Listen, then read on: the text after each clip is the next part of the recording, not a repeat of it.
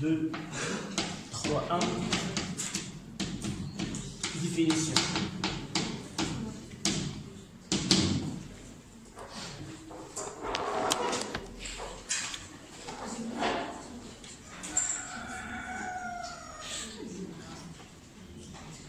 De la même façon que nous avons défini le vecteur vitesse,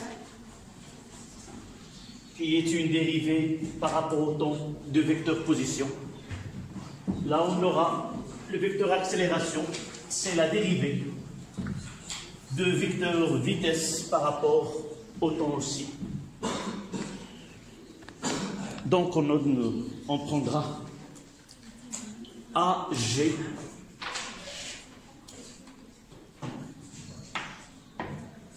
est égal à d2v de g sur dt, qui est d de OM, d2 de OM sur dt carré.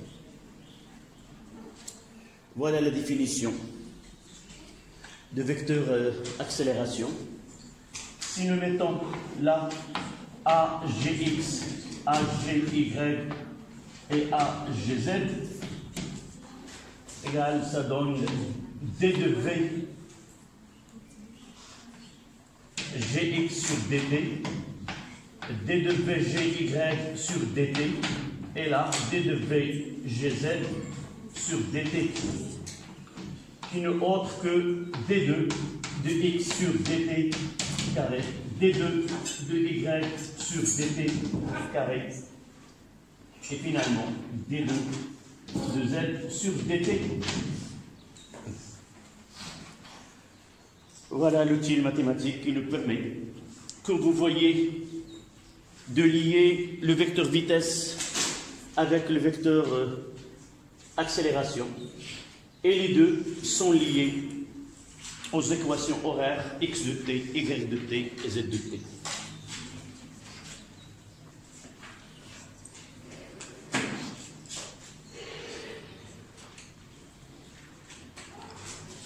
Nous avons écrit ici une écriture qui est simplifiée, sans écrire que le vecteur AG est égal à d de VG sur dti. Là, c'est plus simple de l'écrire de cette façon, pour simplifier l'écriture.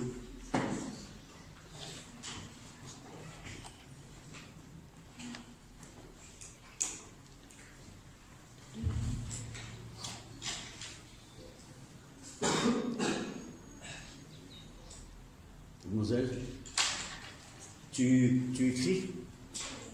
Yeah.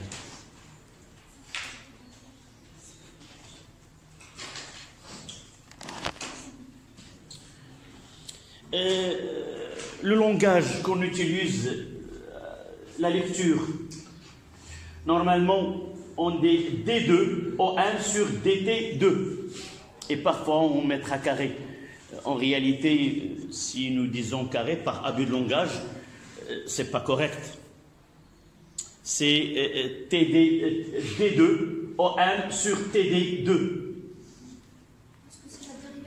C'est la dérivée de la dérivée, c'est-à-dire c'est pas un carré en réalité. Mais puisque c'est une notation, il doit être lu de cette façon. Mais par abus de langage, parfois on utilise D carré de OM sur DT carré. Mais il est acceptable. D'accord. On fera 232 applications, comme nous avons fait avec les autres vecteurs. 2, 3, 2 applications.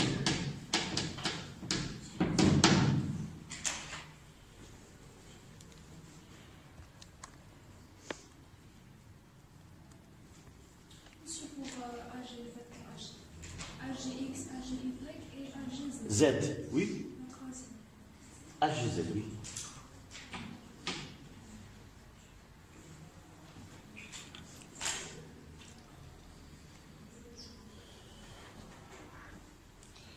Comme pour les autres applications, on prend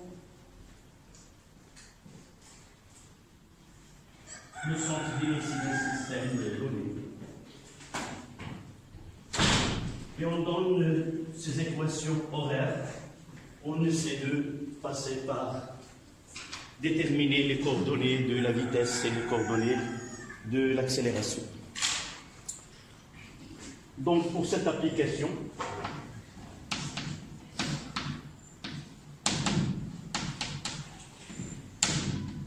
on donne au G d'une façon simplifiée x de t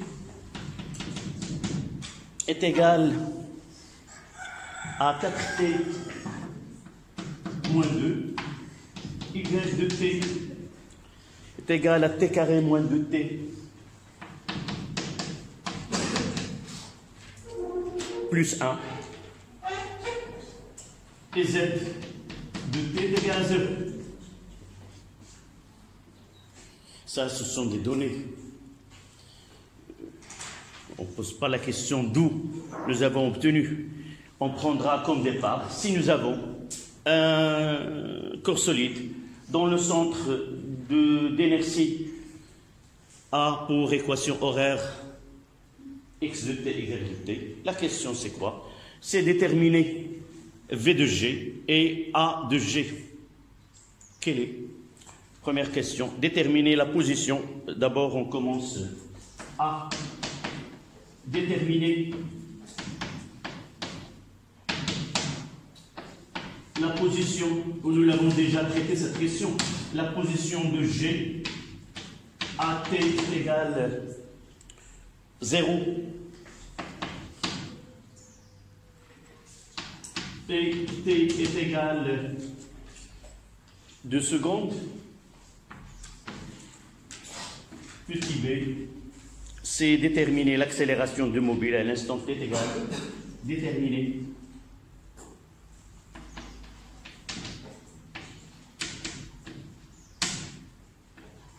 AG à t égale à 10 secondes. C'est-à-dire ces composantes. Il y a une autre question, c'est comment déterminer l'équation de la trajectoire. Je relis pour vous de l'autre côté. Donc x, c'est 4t moins 2. On arrive à Oui, parce que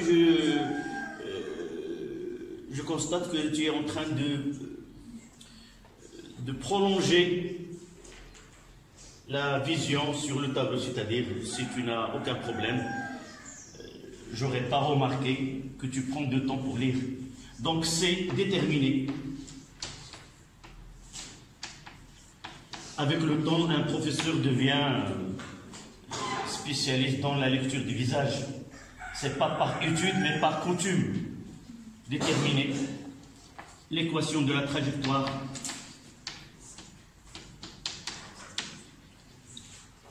L'équation de la trajectoire.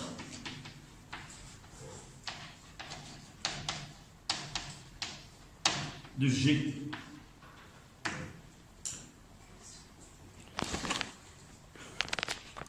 Voilà les données de cette application.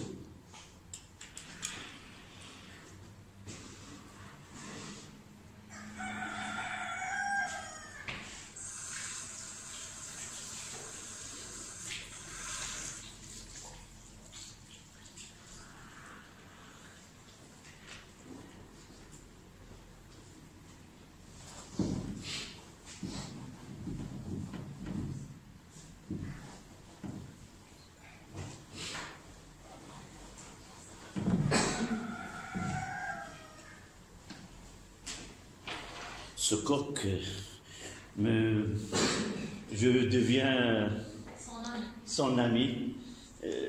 Il est en train de chanter le matin et l'après-midi. Et pendant toutes mes cours, elle est là, en train de... Là. C'est pas uniquement le matin, mais l'après-midi.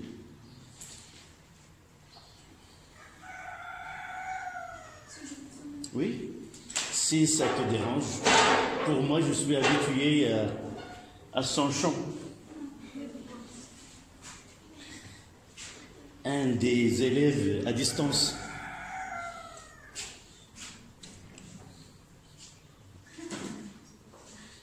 Ça y est? Donc la première question. La position de G à l'instant t est égale à 0. Si on notera au G0, si... et on remplace t avec 0, ça donne moins 2, et là 1. Peut-être en mathématiques, vous notez au G0, on mettra moins 2 et 1. Pour moi,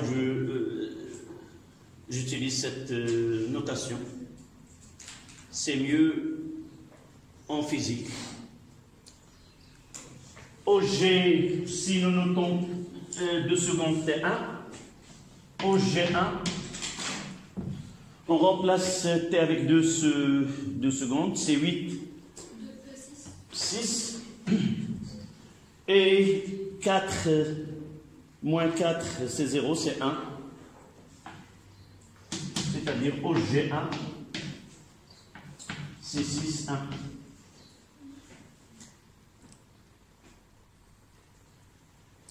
D'accord?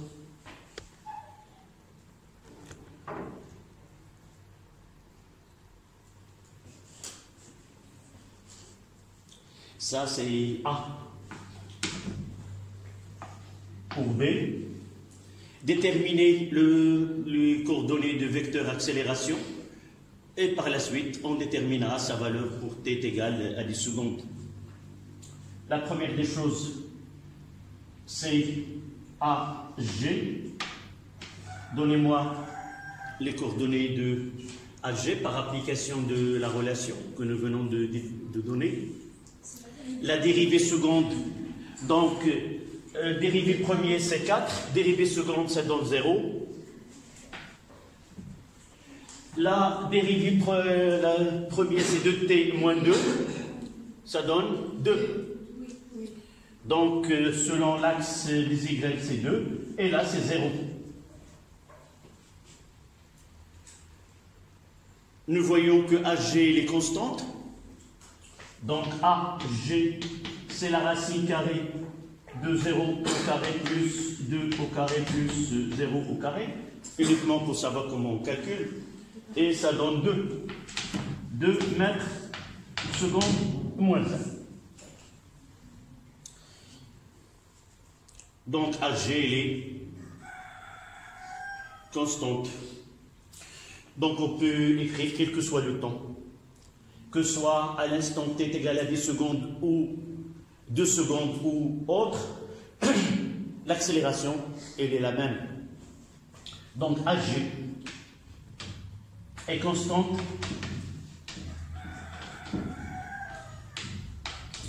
quel que soit le temps, quel que soit t.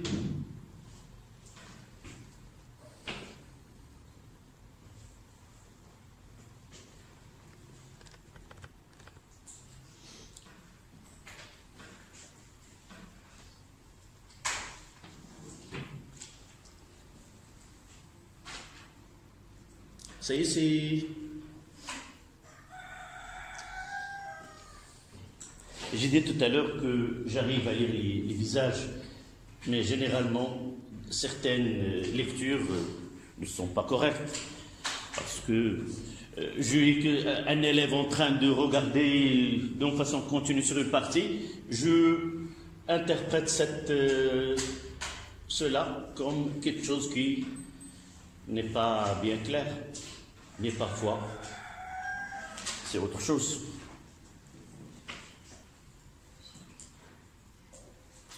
Donc, pour déterminer l'équation de la trajectoire, nous avons déjà su comment aboutir à cette équation. Rappelez-moi les démarches qu'on devrait appliquer. D'abord, la règle. La première des choses, c'est la règle. Je dois écrire une petite phrase. pour élaborer cette équation de trajectoire, il faut voilà, éliminer le trouver une relation entre x, y et z. Là, notre tâche elle est simplifiée. Et dans tous les exercices qu'on va traiter par la suite, le maximum c'est un mouvement plan. Nous n'étudions pas les mouvements dans l'espace. Donc, c'est déterminer la trajectoire ou l'équation de la trajectoire revient à éliminer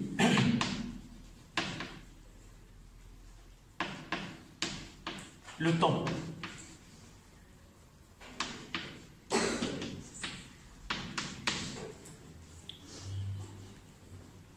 Et dites-moi, de la même façon, on va noter ces équations 1 et 2.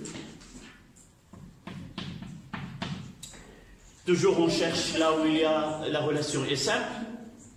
est égal à x plus Remarquez, je ne l'ai pas noté la dernière fois, lorsqu'on écrit des équations horaires, on écrit x de t, x de t, y de t. Mais lorsqu'on veut passer des équations horaires à l'équation de la trajectoire, ça veut dire qu'on va éliminer le temps et on ne va pas écrire x de t. D'accord? C'est pour cela que cette équation A, elle va nous donner quoi? Que t est égal, c'est x plus 2 sur 4. D'accord? C'est toi que tu m'as demandé qu'est-ce que ça veut dire ce 1, ce 1', ce 2 et 2'. Maintenant, qu'est-ce qu'on va noter ici? C'est la relation oui, c'est 1'. Il est élaboré à partir de 1, on la note 1', et on mettra 1' dans 2. Voilà. C'est pour simplifier celui qui corrige, pour lui donner la trace ou le chemin qu'on suit pour arriver à la solution finale.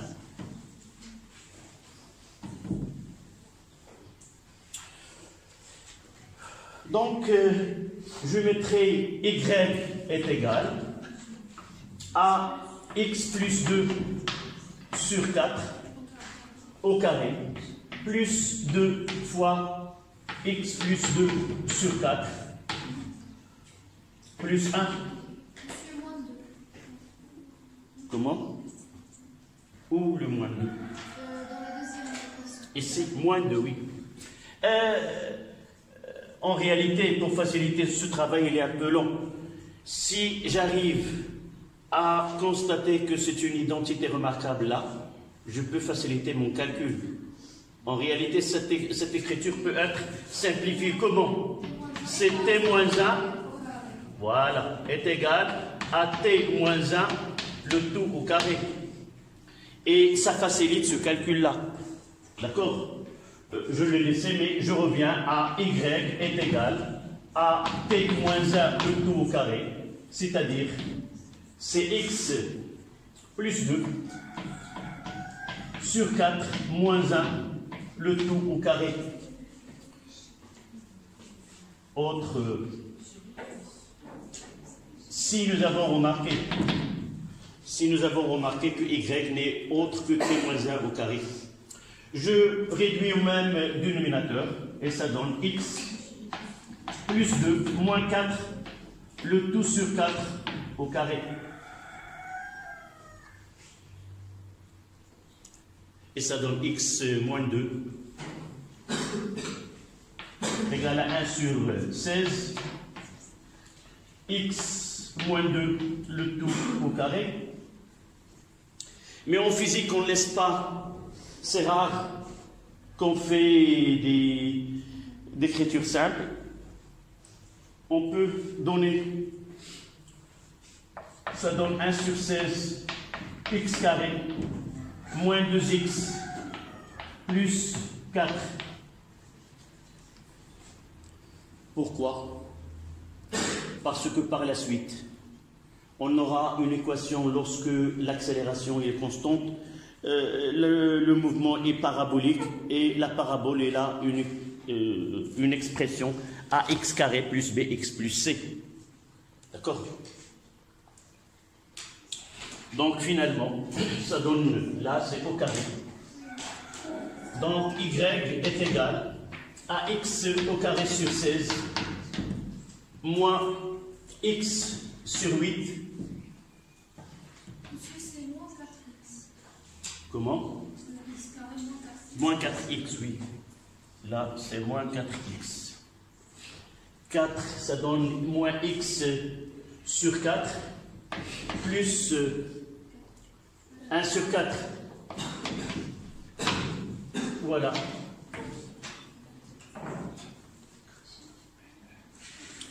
Pourquoi j'ai dit nous devons l'écrire ainsi? Pour avoir que y est égal à ax plus bx plus c. Ax carré plus bx plus c, qui est l'équation d'une parabole.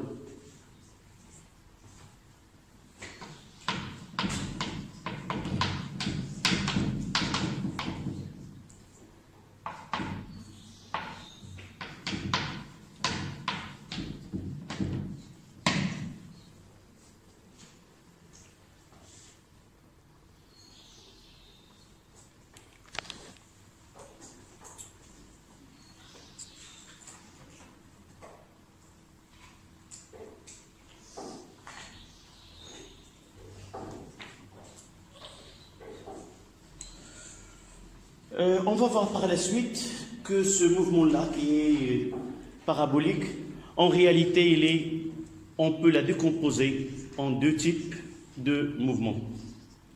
Généralement, lorsque un mouvement il est complexe, entre guillemets, on peut la rendre simplifiée en décomposant ce mouvement selon les deux axes. Si nous revenons à HG, là,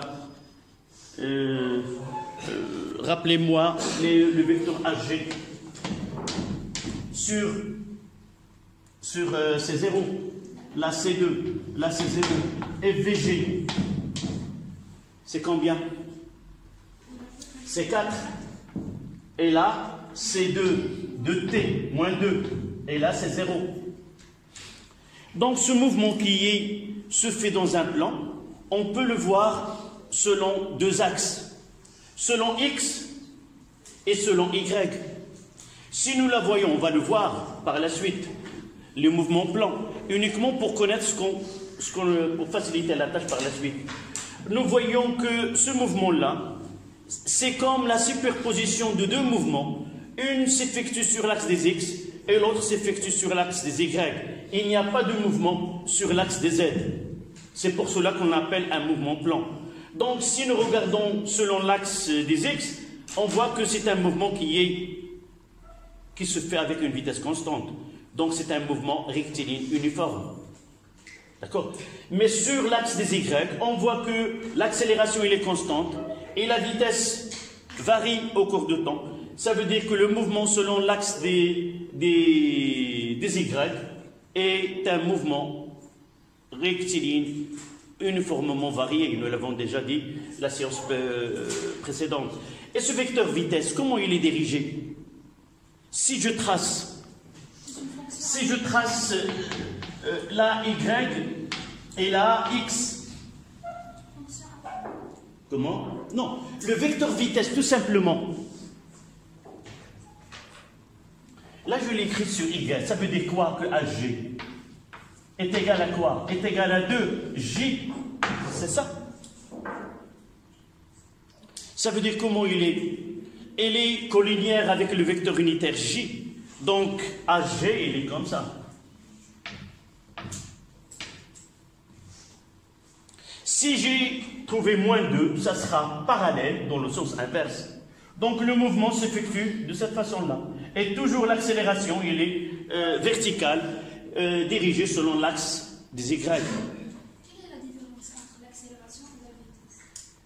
Nous l'avons, c'était la fin de la dernière séance. Quelle est la différence entre le vecteur position et le vecteur vitesse? Donc on doit commencer dès le début. Pour différencier pour différencier un corps solide en mouvement ou non, voilà, pour différencier entre mouvement et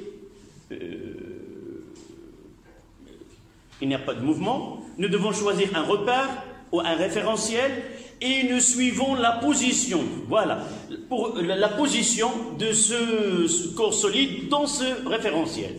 Donc une fois que la position change, il y a un mouvement. Donc si nous avons deux corps solides en mouvement dans le même référentiel, nous pouvons comparer le mouvement des deux corps. Mais comment on va comparer? La position de tous les deux, ils changent de position. Mais la façon dont la position change définit la différence. Donc on trouve, si celui qui a une vitesse plus grande, il parcourt une distance supérieure à l'autre. Mais lorsqu'il y a une différence de vitesse, on définit une autre grandeur qui est l'accélération. Si tu te rappelles, je dis, cette variation d'accélération n'est pas en elle-même, mais elle va être introduite dans le deuxième loi de Newton, et cette variation de vitesse qui est l'accélération, il nous donne une idée, il nous permet de calculer quelle est la cause qui a donné cette variation de vitesse. Non, c'est ça le sens physique. Le concept d'accélération. Ouais, c'est ça le concept physique. Ce que je dis, c'est quoi? Pose ta question d'une autre manière, ce qui... Je ne veux pas dire que tu ne trouveras pas mieux que cette explication que je viens de donner. L'accélération, autant, généralement ici, en physique, je parle de côté physique. Si tu veux parler de côté mathématique, c'est une dérivée seconde d'une grandeur donnée. Mais quelle est sa signification physique? Qu'est-ce qu'il va nous donner? Qu'est-ce qu'il va nous renseigner, cette accélération? C'est ça le plus important en mécanique de Newton. Et on va voir par la suite que si tu trouves là, dans ce cas-là, ce G, elle est soumise à une force. C'est cette force qui a donné cette accélération. Mais si je trouve 0, 0, je suis sûr que, avec condition que le référentiel dans lequel nous étudions est un référentiel galiléen, je suis sûr et certain que ce corps-là, la résultante des forces subies par ce corps, elle est nulle. Voilà ce qu'il nous donne, cette accélération. Soit qu'il nous dit, ce corps-là, il est soumis à des forces, ou il n'est pas soumis à des forces. Attendez qu'on commence les lois dans quelques instants, les lois de la mécanique newtonienne ou les lois de Newton, les trois lois, qu'on va tarder à en discuter. D'accord? C'est ça ce que je peux vous dire à propos de l'accélération. Donc, ils nous ont demandé d'établir, voilà, l'équation de la trajectoire, comme je viens de l'écrire, c'est une parabole, donc le mouvement, il est parabolique. Oui. Comment? Ça, c'est en réalité, c'est vous êtes très proche des mathématiques, et c'est vous que vous me donnez le résultat de cette étude. Lorsque j'écris, peut-être la façon dont j'écris ce vecteur, comment on peut l'écrire dans la base IJK, ce AG? Comment on doit l'écrire? Dites-moi, AG est égal à quoi? 0I plus 2J plus 0K. Tout simplement que AG est égal à 2J. Comment est le vecteur AG IJ? Mademoiselle, tu changes de place, tu viens ici. Tu as l'habitude de toujours s'asseoir là.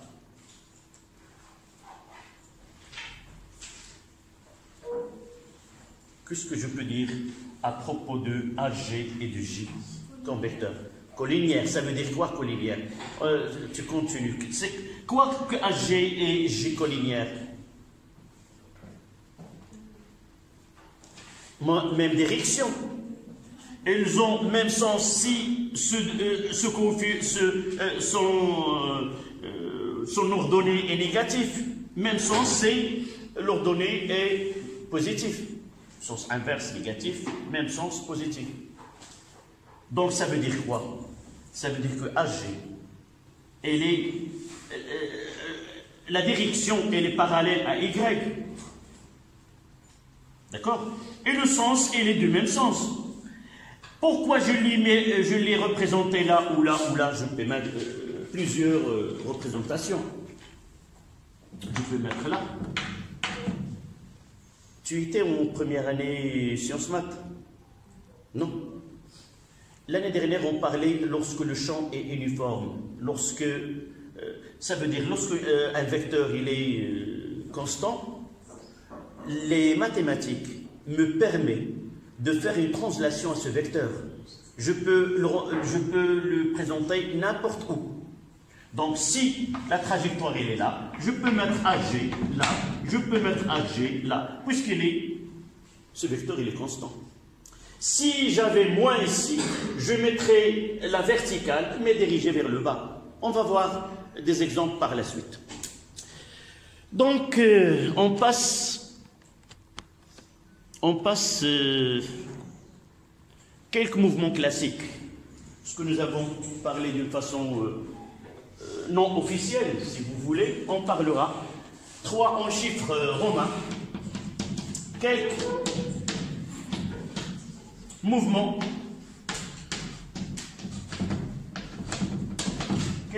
classiques, c'est-à-dire de mouvements qu'on est habitué, qu'on trouvera généralement dans nos études.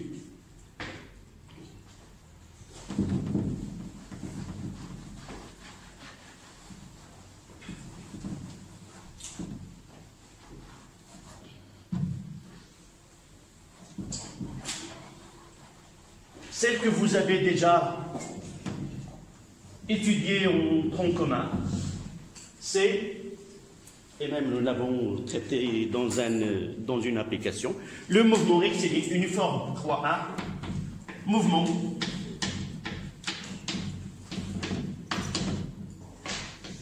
rectiligne uniforme. On la note d'une façon simplifiée, MRU. Donc, la prochaine fois, lorsque vous aurez à qualifier un mouvement rectiligne uniforme, utilisez uniquement ces initiales-là.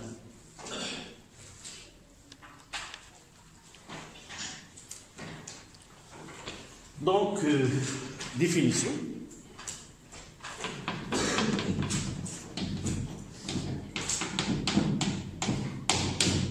Vous voyez qu'il y a rectiligne et uniforme. Rectiligne, ça veut dire quoi? Ça veut dire une droite, que la trajectoire est une droite. Et uniforme, ça veut dire qu'il se fait avec une vitesse constante. Allez, vous notez. On appelle mouvement rectiligne uniforme un mouvement. On appelle un mouvement rectiligne uniforme dans lequel le mobile se déplace sur une droite à vitesse constante, se déplace mobile, se déplace sur une droite à vitesse constante. Ça, c'est une définition qui est simplifiée.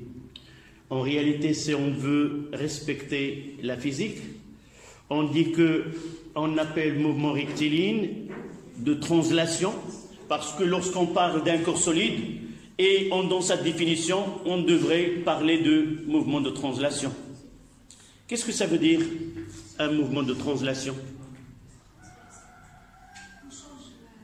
D'abord, qu'est-ce que ça veut dire un solide? Quelle est la définition d'un corps solide? physiquement. C'est pas en palpant. Vous l'avez déjà traité en tronc commun. On dit qu'un corps est solide si la distance entre deux points de ce solide reste constante au cours de temps. Et par la suite, si un corps solide est en translation, tous les points de ce solide auront des trajectoires des droites. Et ces droites, comment elles sont? Elles sont parallèles. Si un point M se déplace de cette façon, j'ai un autre point, là c'est M1, là c'est M2. Voilà, donc cette distance, elle reste constante au cours de déplacement. Donc, un solide en translation, si au moins, en réalité, c'est les points de ce solide, ils ont des trajectoires parallèles. Donc, nous avons donné une définition qui est très simple, mais parfois, on peut dire que cette définition n'est pas complète. Mais on parlera. Toujours les mouvements sont des mouvements de translation.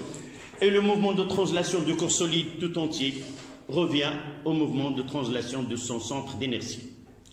D'accord? Donc, on va mettre là, c'est O, et là, c'est I. Un point M à l'instant T, puis là, X de T. Là, c'est grand X. Et V de T,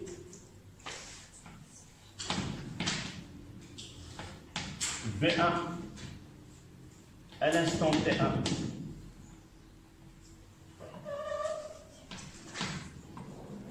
Là, à l'instant T2. Donc, quel que soit le temps, c'est V1 à l'instant T1 est égal à V à l'instant T2. Le vecteur vitesse garde la même direction, le même sens.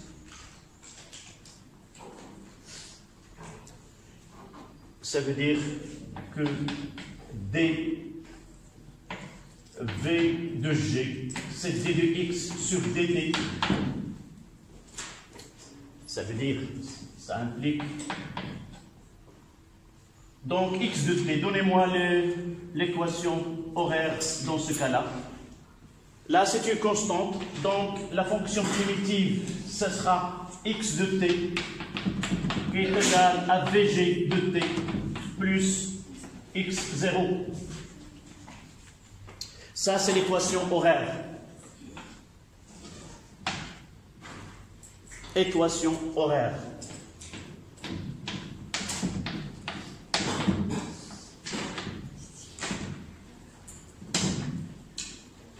Et x0, c'est quoi?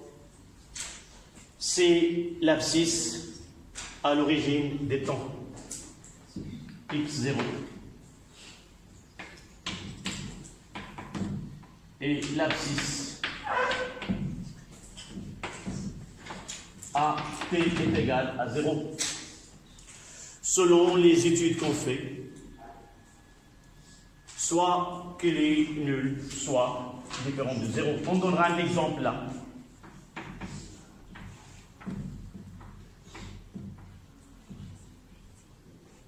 Là, c'est x et là, c'est t.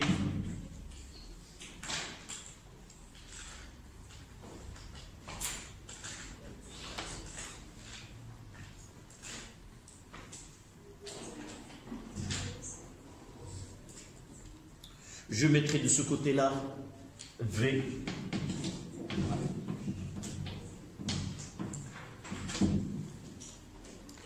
Et on s'arrêtera à ce niveau-là.